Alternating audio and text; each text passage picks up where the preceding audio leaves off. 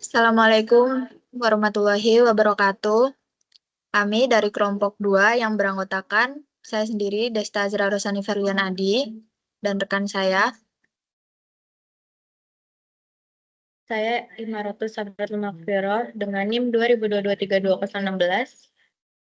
Saya Muhammad Rizky Bembi Saputra dengan NIM 2022-32002. Jadi di sini kita akan menjelaskan tentang bagaimana alur mengenai keluhan konsumen yang di mana konsumen melaporkan tentang keluhannya.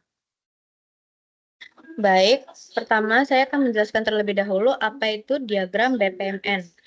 BPMN itu kepanjangannya Business Process Model and Notation, yaitu adalah suatu sistem notasi standar yang berwujud flowchart atau diagram alir untuk membuat model dari proses bisnis.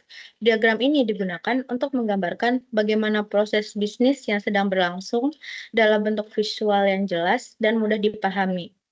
BPMN ini memberikan kelebihan peluang yang tereksekusi lebih baik dibandingkan dengan flowchart biasa, baik dilaksanakan secara manual maupun dengan membangun sistem atau aplikasi.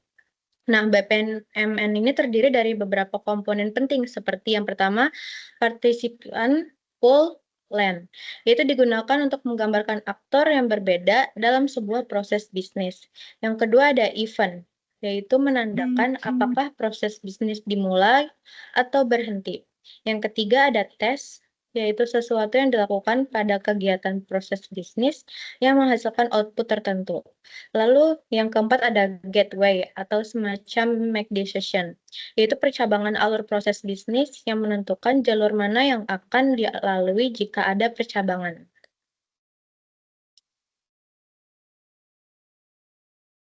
Oke, sekarang saya di sini akan menjelaskan tentang bisnis diagram dari penanganan keluhan pelanggan itu sendiri.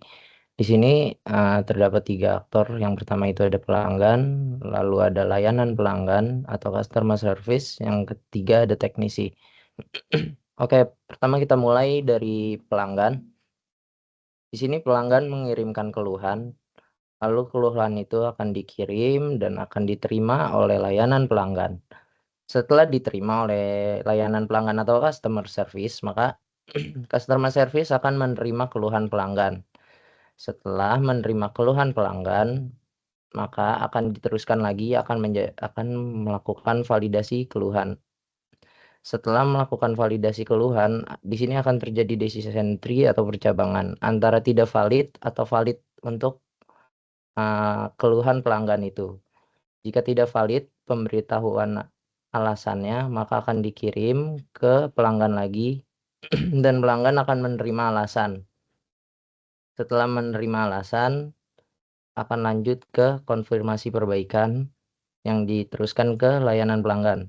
Setelah itu akan diteruskan lagi ke memberikan umpan balik. Setelah memberikan umpan balik dari layanan pelanggan akan dikirimkan terus ke pelanggan, yang dimana pelanggan akan menerima umpan balik itu.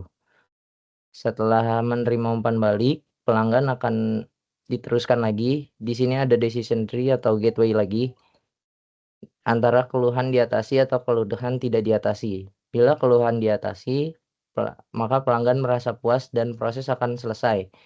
Jika keluhan tidak diatasi, maka apabila pelanggan kurang puas dengan hasilnya, maka akan balik lagi ke keluhan validasi keluhan. Nah, apabila keluhan itu valid, maka akan dianalisa keluhannya ke bagian teknisi. Dari bagian customer service akan dikirimkan ke bagian teknisi. Lalu pada bagian teknisi, masalah akan diidentifikasi dan solusinya akan diidentifikasi. Bila masalah sudah teridentifikasi, di sini terbagi 2 dan di sini ada gateway. Jika solusi tersedia, maka akan implementasi solusi lalu diteruskan ke customer service atau layanan pelanggan, maka akan dilakukan konfirmasi perbaikan. Setelah itu customer service memberikan umpan balik dan akan diteruskan ke pelanggan. Pelanggan menerima umpan balik, lalu pelanggan dibagi lagi menjadi 2. Di sini ada gateway, keluhan diatasi dan keluhan tidak diatasi. Jika pelanggan merasa puas, maka proses akan selesai. Jika pelanggan tidak puas, maka proses akan diulang lagi ke validasi keluhan. Nah, di sini jika solusinya tidak tersedia, maka akan dilakukan analisa mendalam oleh teknisi. Ketika sudah masalahnya terpetakan, akan kembali lagi ke konfirmasi perbaikan.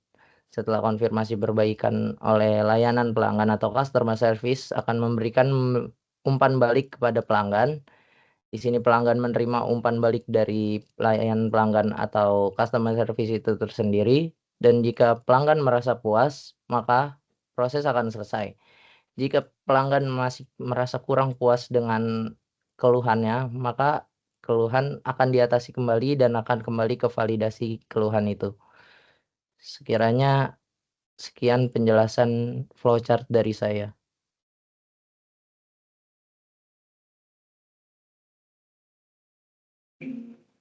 Oke, kesimpulan dari diagram BPMN 2.0 yang dibuat yaitu menggambarkan sebuah proses yang dilalui saat customer service menangani keluhan dari pelanggan. Peran-peran yang terlibat yaitu ada pelanggan, layanan pelanggan, sama teknisi. Prosesnya itu dimulai ketika pelanggan mengirimkan keluhan yang kemudian diterima dan divalidasi oleh layanan pelanggan. Jika keluhan itu valid, pelanggan diberi alasan dan proses dihentikan.